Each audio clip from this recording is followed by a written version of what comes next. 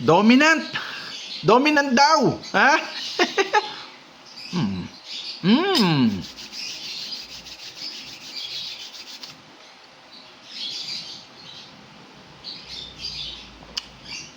Hmm. Teka, ano ba yung dominant? Napaliwanag na natin, di ba? Ay, mga nakaraan. Nag-vlog tayo doon. So ngayon,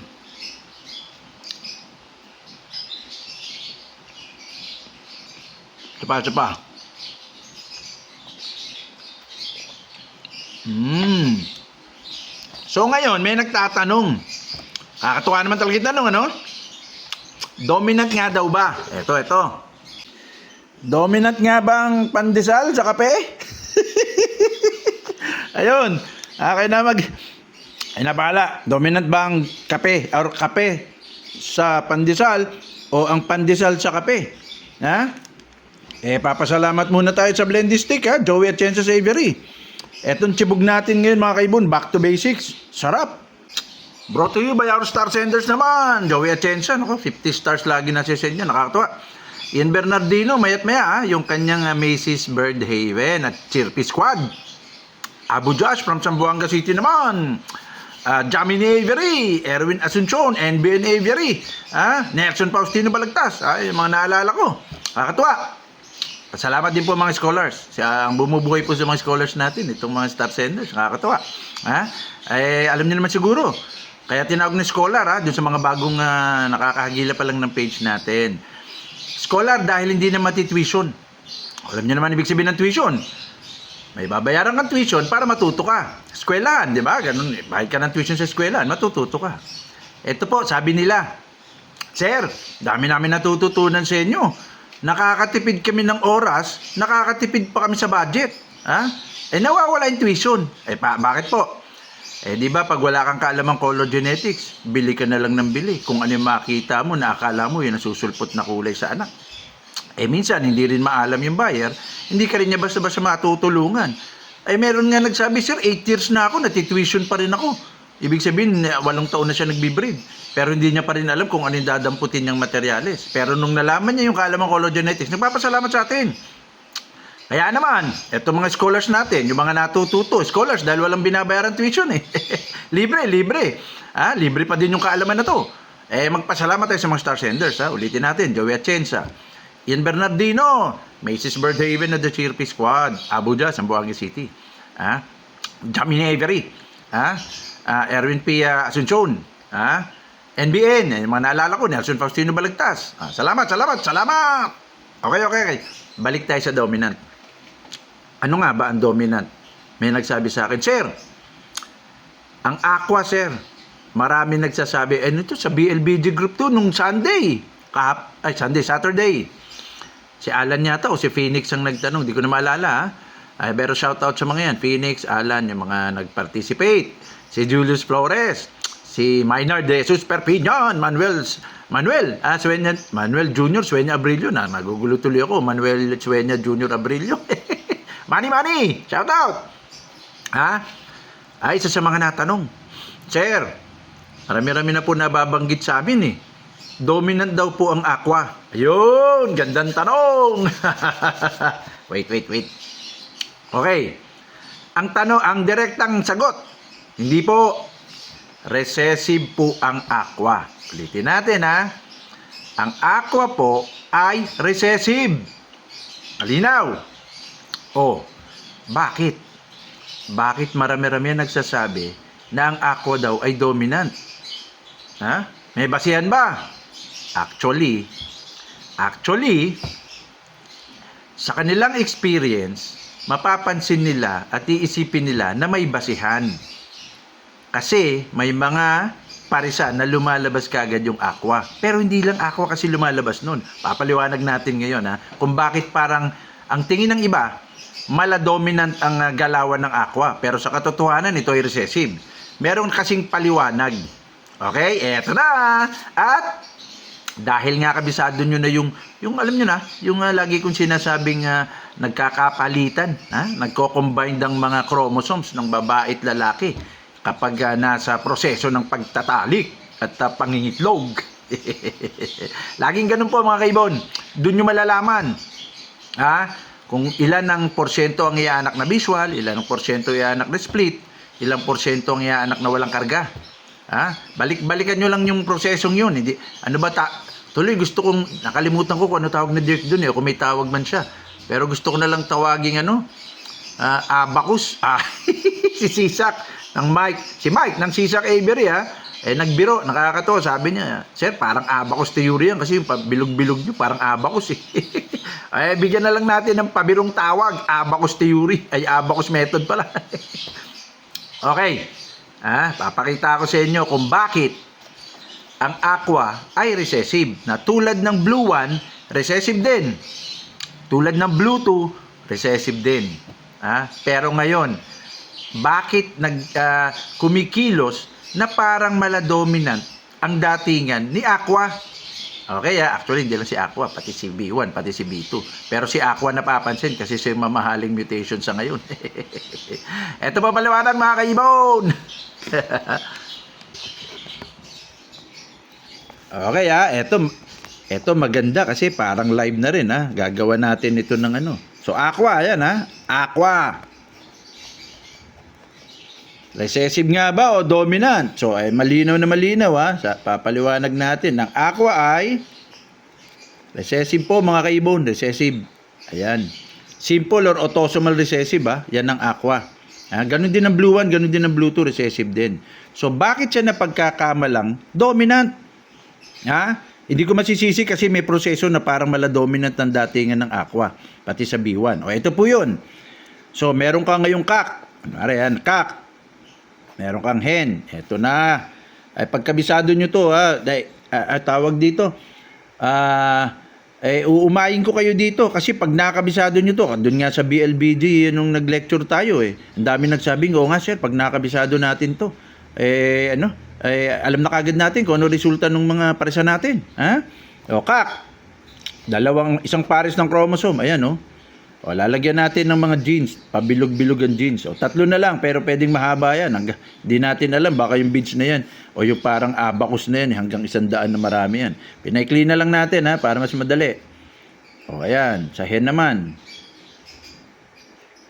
Ayan.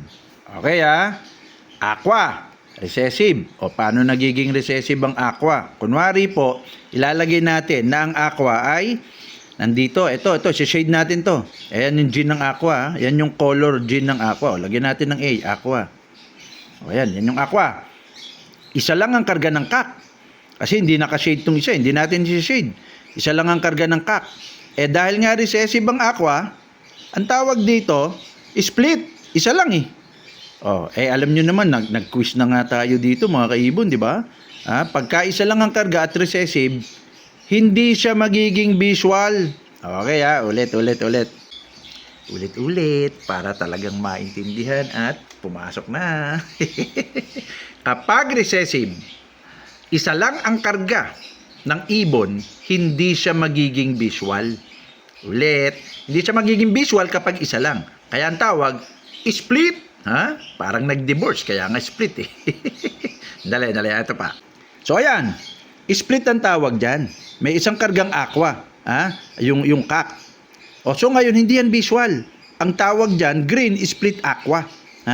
Tawagin na natin simple. Dito na natin ilagay, green split aqua. Ayan, yan yung kak. Green split aqua. Nahatsing ako, Ngayon, ipapares mo sa hen. Yung hen, split aqua din. Ayan, split aqua. Di green split aqua din, green ng phenotype, green ng itsura. Yung itsura niya green lang pero split aqua. Kaya nai-split ang aqua kasi recessive nga siya. Hindi siya lalabas. Kung isa lang ang karga niya, itsurang green pa rin siya. Split aqua. Okay? Ganun din ang hen. Dahil isa lang, ang itsura niya, green, split, aqua. So may parisan ka ngayon, dalawa parisan mo. Ayan, parisan mo. Kak na green split aqua, pinares mo sa hen na green split aqua din. Kasi tig-isa lang. Ayan, linaw tig-isa lang. Ngayon, combination of mutation na uli. Umayin ko kayo dito para pag nakabisado nyo to, sasabihin nyo na lang, yes, I know it. Eto lang pala yun. Okay na. Kunwari ito, 1, 2, 3, 4. Yan ang chromosome. So, i-combine mo ngayon yung 1 sa 3. Dito, sa 3, kasi di ba nagkakapalitan, yan yung sinasabi ko lagi. Sa proseso ng pagtatalik at pangingitlog, nagko-combine ang mga chromosome. Okay? So, nag-combine yung 1, yung chromosome ng cock, tsaka hen, nag-combine, 1 and 3. Tingnan nyo mabuti, Teka. Ayun, ayusin nga natin itong ating ballpen. Ayun, Yung 1, yung 3. Di ba yung 1 may karga? Ayan. Ayan na lang, wag na nating isulat yung dalawa pang genes dito na walang karga. So, kitang-kita kagad yung 1 may karga. Yung 3, may karga din. Ayan, shade lagay natin dito, may karga. Ayan, may shade, parehong aqua yan. Aqua. Yan ang kombinasyon ng 1 tsaka 3. I-combine mo naman tong 1 dito sa 4. Okay, ito. Combine natin yung 1 tsaka 4. Ayun, 1 tsaka 4. Ayun. Yung 1 may karga, Ito yan. Ayun, nakikita ba? Ayun, may karga, may shade, Yung 4, walang karga. Ayun, walang karga. Ayan yung katapat niya, walang shade. Walang shade, walang karga. Yan ang kombinasyon ng 1 and 4. Okay, combine naman natin ng 2 and 3. Teka, kita ba? 2 and 3. Yung 2, walang karga, ayun. Ito. Walang karga. Ayan, walang shade. Walang shade, Pasensya na sa drawing ko, Ganda, At 2 and 4 naman tayo. Ay, teka, sorry. 2 and 3 pala. Yung pala yung 3. Kukunin pa natin yung 3. May karga yung 3, ayun, karga niya, may dito. Okay, may shade ngayon yan. Kasi yan yung karga niyang aqua. Ganda ng drawing ko, Naaliw kayo sa drawing ko. 2 and 4 naman, 2 and 4. Kombinasyon ng 2, teka, kombinasyon ng 2, kombinasyon ng 4, ayun, kaya lang, ayan, kombinasyon ng 2. Walang karga. Sulat mo dito, walang karga. Walang karga. Yung 4, wala ring karga. Susulat natin dito, wala ring karga. Ayun. Ayun na po resulta, mga kaibon, pag recessive. Na ang aqua nga ay recessive, nag-combine ngayon. Cock mo, split sa aqua. Hen mo, split sa aqua. Anong kinalabasan? Yung 1 and 3, ayun, parehong may karga. Ayan, 1 and 3. So, pag parehong may karga na at recessive, dalawa ng karga. Ano mangyayari? Visual o hindi? Dalawa na karga. Taas ang kamay. Ayun, dami nagtaas ng kamay, Ay, si Manny na naman, tsaka si Maynard. Ayun, mga kaibon, visual. Kasi dalawa na karga ng recessive, di ba? Ayan, visual na siya. Visual na, kasi dalawa karga, Pag recessive, pag dalawa karga, nagbibisual. Etong kombinasyon ng 1 and 4. Kombinasyon to ng 1 and 4. Isa lang ang karga. Isa lang ang karga. Magbibisual ba? Ayun, alam na ng lahat. Hindi siya visual, split lang siya. Ayan, split. Okay. Yung kombinasyon ng 2 and 3. Ayan, Isa lang ang may karga. Isa lang. Ayan, Yan yung kombinasyon niya. Kita ba? So, split lang din yan. Hindi yan visual. Okay? May isa pang kombinasyon, yung 2 and 4. Yung 2, walang karga. Yung 4, wala ring karga. So, eto na yun. Walang karga pareho. Di wala. Green talaga yan. Walang karga. Green, walang karga. So, ito, split. Green pa rin ito. Ang phenotype nito, green pa rin. Pero split siya. May karga siyang isa. Ganun din to, green. Split sa aqua, may kargang isa. May visual siya, dalawang karga. Meron siyang visual na 25%. Kasi kung titingnan nyo, 4 po ito, mga kaibon, 1, 2, 3, 4. 4 na kombinasyon. So, tigti 25%. 25% visual. 25% split plus 25% split. 50% yung split mo. Kaya, 50% yan 25 plus 25. May lalabas sa yung walang karga na kahit na green. 25%. Yan ang kalakaran ng aqua na recessive. Oh. So malinaw. Malinaw, ito ang recessive na aqua. Okay?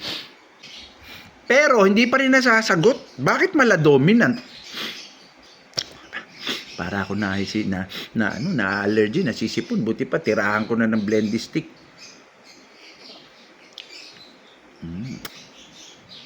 Salamat, Joey Chenzo Savory. Okay. Yung pinakita natin, ha? I-stop nyo lang para makabisado nyo yung graph na yun. So dito, pinapakita ang recessive, talagang hindi siya lalabas kung mag-isa lang. Siya lang ang karga. Recessive eh. Ang aqua, recessive eh. Lalabas lang siya pag dalawa. The rest is split. Hindi siya lalabas. Walang makikitang aqua. Ngayon, ito na nga yung tanong. Bakit nga parang maladominant? May nagsasabi. Saan lumabas kagad yung aqua? Ha? Bakit kaya? Eto na yun. Yeah! Okay. Teka. Ayun naman.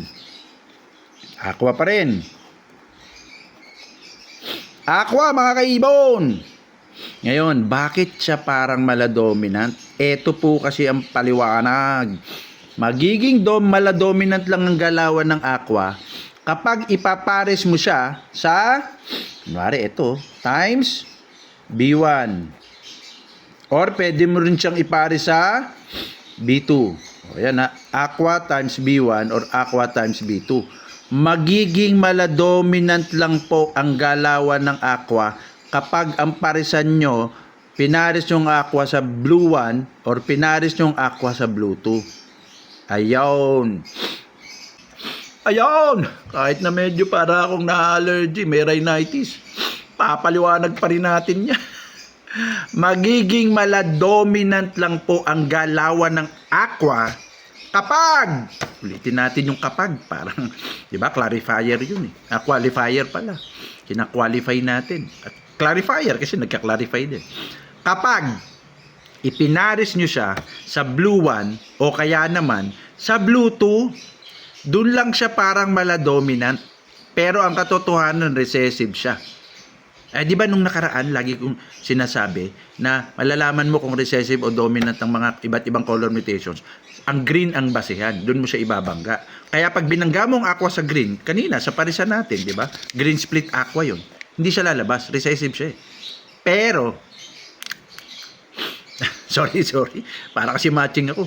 Pero, kapag pinaris mo siya sa blue 1 or blue 2, eto ngayon. Pag pinaris mo siya sa blue 1 or blue 2, eto na yung kombinasyon na para siyang maladominant. Paano nangyayari yun? Eto na! Meron kang cock. Meron kang hen. Ngayon ang cock mo, sasabihin natin ngayon, homozygote aqua. Ayun, nahuli rin kung ano ibig sabihin ng homozygote. Nagamit din sa aqua. Eto na yun, mga kaibigan, ha? Ayan, pair of chromosome. Laging ganyan naman kabisaduhin nyo to.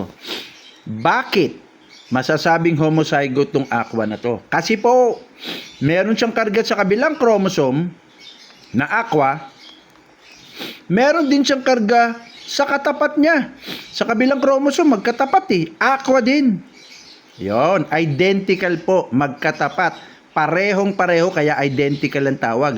Ang tawag po dito, ito yung tinatawag na homozygote aqua. Okay? Lilinawin natin, lalagay ko talaga dito yun, homozygote aqua. O kaya, yung pinapaikli na lang nila, homo aqua. Yan homozygote aqua. Okay, ayan. Pag narinig nyo yung homozygote aqua, ang ibig sabihin po nun, dalawa po yung karga ng ibon, magkabila, magkatapat na genes. Parehong aqua. Ayan kaya homozygote. Ngayon, sir, homozygote aqua, ano ba itsura niyan? Ano ba phenotype niyan? Ayun, eto. Tatanong mo, di ba, sir, pag homozygote aqua, na-curious ka ano ba itsura ng homozygote aqua? Eto, mga kaibon. Sa katropa natin, matagal ko na rin ito nakakauntahan. Shout out kay Eko Oke Soba. Ayan po, kay Eko Oke Soba. Shout out. Sa paggamit ng kanyang Maganda tong piano niya, parang graphs na ginawa niya. Ha? Ito po ang kulay ng homozygote aqua. Ayan po, oh. Parang light orange. Ayan, mas magandang kuha dito. Ayan. Para siyang light orange. Hindi talaga siya intense na orange. Mala salmon yung ano niya, yung beak. Ha? At ito, hindi siya blue. Para siyang naghahalo. Kaya nga partial blue eh. Ha? Parang greenish blue. Ha? Ganun lalabas. Parang greenish blue. Yan yung homozygote. Aqua lang talaga. Walang ibang karga. Homozygote eh. Kaya nga, dalawa, magkatapat, identical. Yan ang definition ng homozygote eh. Magkatapat na genes, identical o pareho. In this case, pareho siyang aqua. Kaya homozygote aqua siya. At ang itsura ng homozygote aqua, ito nga. Eko okay soba. Ha? Homozygote. Tingnan nyo mabuti. Mas maganda ko pag ganyan. Ayan ang forma. Di ba para siyang diluted konti na orange? Pero ang ganda, di ba? Yan ang homozygote aqua. Ngayon. Ay, teka mali. Ngayon naman, ipaparis mo yung homozygote aqua mo sa blue one. Ayun, lalagay natin to. Itong hen mo, blue one. Ayan ha. Ayan yung kalakaran, no? Ayan. Ngayon, ang blue one ay pagpapalagay natin dito nakapwesto sa pangalawa kasi 'di ba nandito sa una, oh. Sa pangalawa ang blue one, ayan, shade natin ha. Sa isang chromosome may blue one, shade B1, blue one. Sa isang chromosome din na katapat niya, blue one din, parehong-pareho, identical uli, ha? Identical na blue one. Okay? So recessive to, pero dalawa na karga niya. Homozygote blue one ang tawag diyan. Kaya nga sinabi ko, pwede naman ng homozygote kahit sa ang mutation eh. Homozygote B1 or homozygote blue 1. Homo B1 ang tawag nyo dyan. May parisang ka, homozygote aqua, identical, dalawa, X, pinaris mo sa hen, na homozygote B1. Ano naman ang tsura ng homozygote B1? Yung dalawa, parehong may karga. Magbi-visual siyang B1 or blue 1. Eto. Thank you na uli kay Eko, okay soba. Blue one, alam nyo naman lahat yan, kung ano yung tsura ng blue. Blue one. Yan ang homozygote blue one. Okay? So far, so good. Nagigets ha? Itong parisan mo. Ayan ang parisan mo. Homozygote aqua at homozygote blue one. Ayan, yan ang parisan mo. Ayan. Yan ang parisan mo ha. Homozygote aqua, homozygote B1. Hindi magkakapalitan na ng chromosome. Yahoo! 1, 2, 3, 4 uli. 1. Magkapalitan sa 3. Tingnan mabuti ito yung 1. Asan yung aqua? Ayun, sa unang-una. Teka, ayusin ko lang tong aking ayun. So nandito si aqua, si shade natin. Malinaw ay number 1 1 chromosome. So aqua to. Sa 3. Ayun si B1 yung kanyang color gene nandun sa pangalawa. So ito yung 3. So hindi sila magkatapat Tandaan nyo yan, hindi magkatapat. Nandito siya sa pangalawa di ba? Hindi magkatapat. Kasi ang homozygote kasi magkatapat na genes na pareho, identical. Parehong aqua, magkatapat. Di homozygote aqua, parehong B1, magkatapat, dalawa sila, di homozygote B1, ayan, lumilinaw na. So, eto na ngayon yung kombinasyon ng 1 and 3. Ayan, B1 to. Ayan, B1. Teka. B1, ganda talaga ng sulat ko. Pagpasensyaan nyo na, 1 and 4. Ayun, kombinasyon naman ng 1 and 4. Ayan, yung 1, may aqua, di ba? So, eto yan. Yung 4, may B1 din.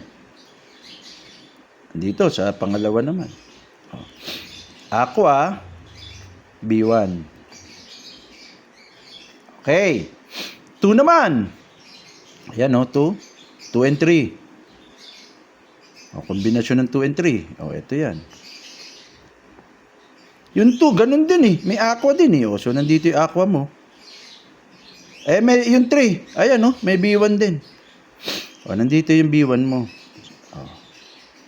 So nagigets nyo na kung saan tayo papunta, di ba? Aqua B1. Pagtyagaan nyo na yung sulat ko. Balik-balikan nyo lang to. 2 and 4 uli. Hanap. Asan yung 2 and 2 mo? Asan na? 2 and 4. Ayun. So 2 and 4. Ayan si 4. Oh, 2 and 4. Oh, alam nyo na, yung 2, may aqua. Oh, ayan yung aqua dyan, no? Yung 4, may B1 din. Ayan, no? Kitang-kita, yung 4, may B1 din. Oh, ayan, dito na naman natin lalagay. Oh, aqua B1 uli. Okay, bone. Oh. Ngayon, pansin na pansin agad mga kaibon yung kombinasyon, yung resulta. 100%. Ayan, no? 100%, oh. 25, 25, 25, 25. 100% po ng inanak. Ulitin natin, ha. 100% ng inanak. Aqua B1. O, lagay natin, ha. 100% ng inanak. Aqua. Teka, susulat ko muna. Saka ako napapakita sa inyo. Aqua B1. Ayun. Aqua B1. Para lang kung gusto nyo technically, ang pagsusulat po niyan, capital A, Aqua, wala dapat space. Magiging capital B. 1. Ganyan po yung mga allele genes. Ayun na, nabanggit ko na. Nung una, sabi kong pag may nagtatanong, sasabihin ko kasi allele yung aqua, B1, B2. Ito po ang ibig sabihin nun. Allele genes po kasi itong tatlong to eh. Allele. Ayun oh, ayun yung spelling oh. Mga genes po yan na pare-pareho sila ng address or location ng chromosome. Ayan, pag naririnig nyo na, di ba? Pasensya na mga kaibon ha. Hindi ko muna ipapaliwanag yung allele genes. Mga nakaraang vlog, sabi ko kasi komplikado. Ha? Pero ngayon, pinapaliwanag ko na sa dami na ng tanong at saka kabisado nyo na yung galawan na ganito, yung abacus method na tinatawag na natin. Ha? Okay, so allele genes ang tawag dyan. So ngayon, nasa isang chromosome sila o isang address or location. Pare-pareho silang nasa location na allele gene sila eh. Sa isang chromosome sila magkakasama kasi sa totoo lang po, ang lutino hindi kasama ng aqua B1 B2, hindi sila allele. Ang dilute hindi rin sila allele.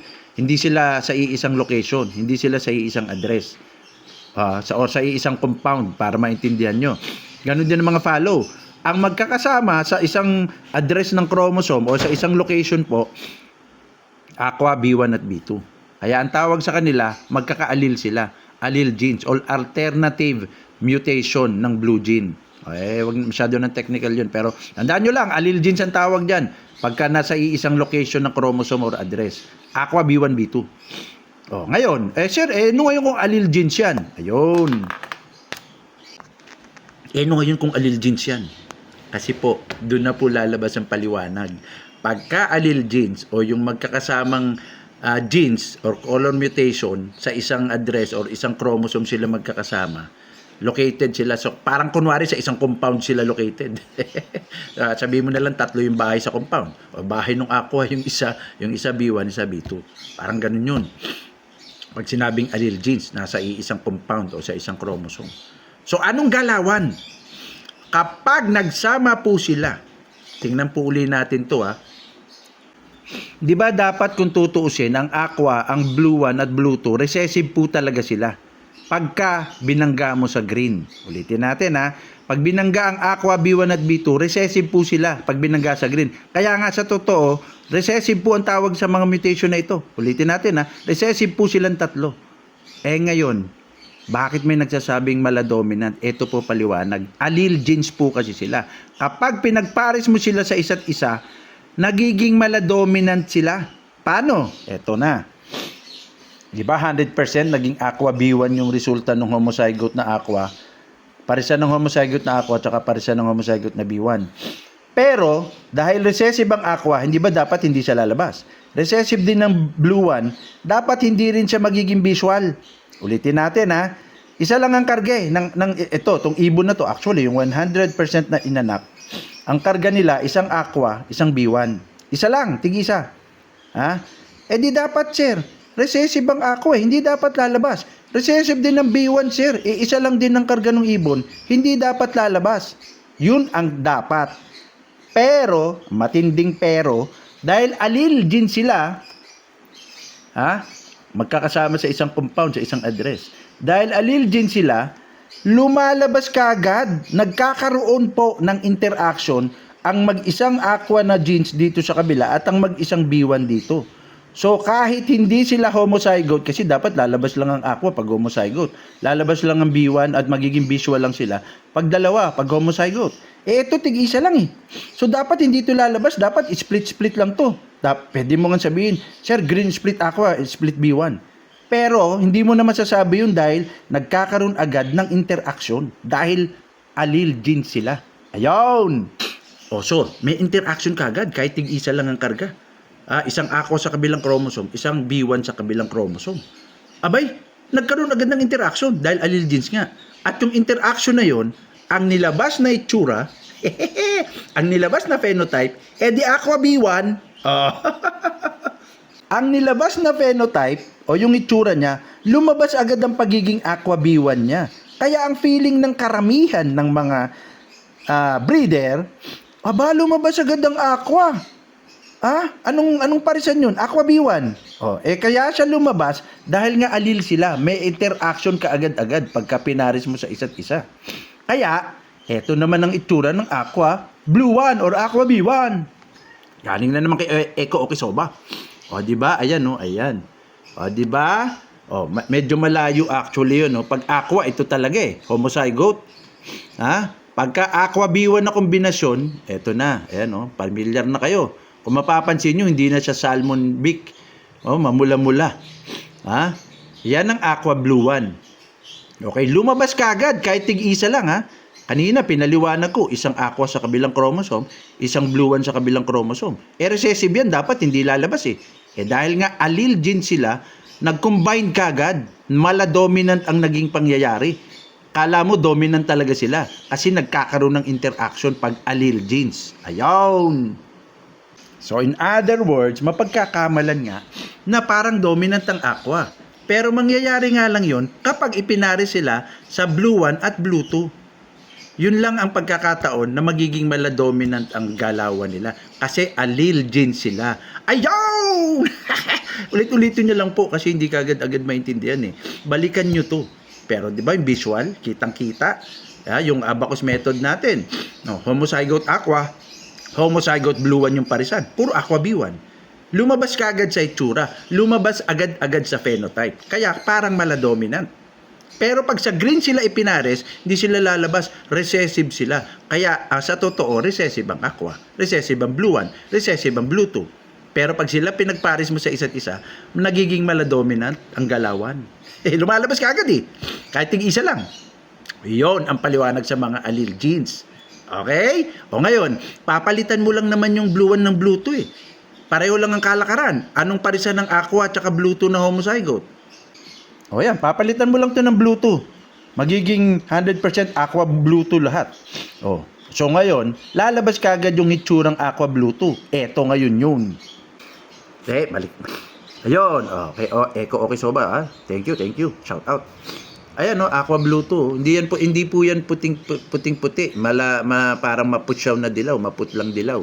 'Di ba? Yan yung aqua blue 2.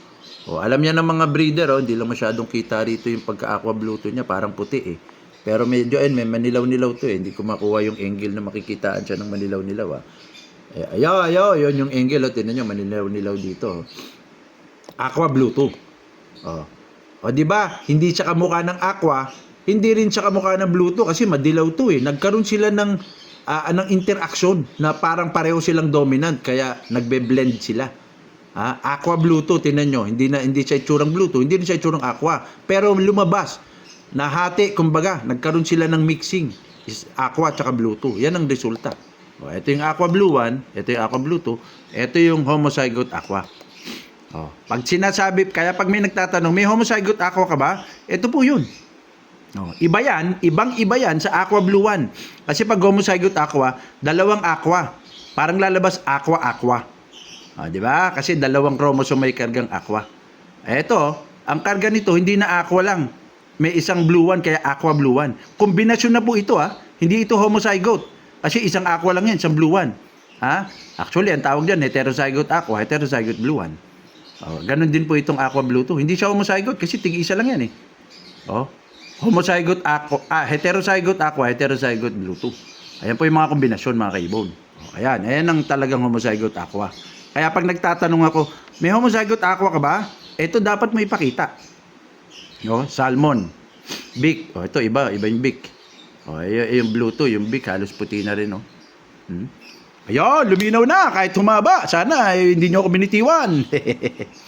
Ayun mga kaibon. Medyo napagod ako. Medyo minalat na.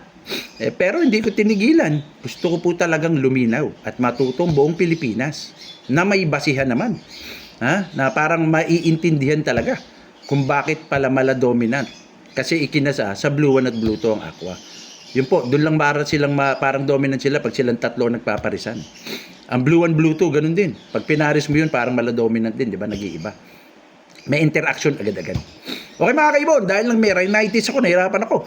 Balikan nyo lang po ito and then mag-clarify. Naman. Hasta la vista, salamat po! Yee-hoo!